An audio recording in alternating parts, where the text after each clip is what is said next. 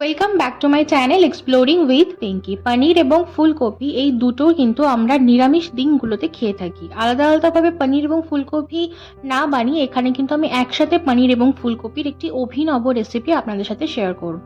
প্রথমে আমি এখানে একটি কড়াইতে জল গরম করে আলু, ফুলকপি এবং কড়াইশুঁটিগুলি ভালো করে কিন্তু সেদ্ধ করে নেব। আর এখানে আমি একটা ছোট মিক্সি জারের মধ্যে পোস্ত নিয়েছি। প্রথমে পোস্তটা আমি একটুখানি গুঁড়ো করে নেব। তারপর আমি গুঁড়ো করার পর এখানে দিয়ে দিয়েছি কাঁচা বাদাম, অল্প একটু পরিমাণে আদা এবং চালমগজ, আর একটু জল দিয়ে আমি এটা খুব সুন্দর ফাইন পেস্ট রেডি করে নেব।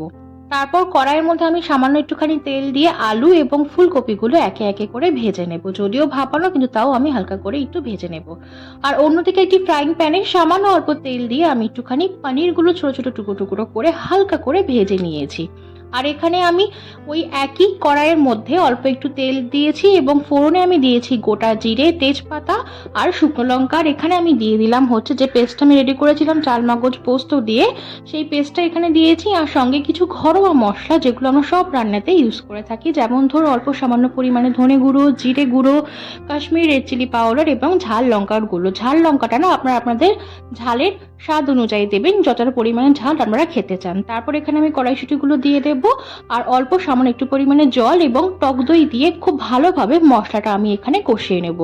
যখন আমার মশলাটা কষানো হয়ে যাবে, আমি উপর থেকে ফুলকপি এবং আলুটা দিয়ে খুব ভালোভাবে কিন্তু আমি মশলার সাথে একবার করে নাড়াচাড়া করে নেবো। আর ওপর থেকে আমি একটুখানি জল দিয়ে দেব, যাতে মশলাটা নিচ থেকে লেগে না যায়।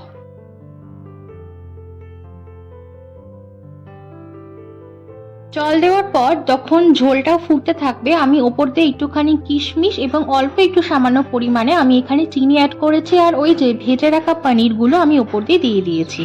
আর নামানোর আগে আমি অল্প একটু পরিমাণে এখানে ঘি অ্যাড করেছি। নিরামিষ রান্নাতে ঘি ছাড়া কিন্তু চলে না। রেসিপিটি কিন্তু অসম্ভব ভালো লাগে খেতে, আপনারা অবশ্যই ট্রাই করবেন। আর ভিডিওটি ভালো লেগে থাকে লাইক, শেয়ার, সাবস্ক্রাইব।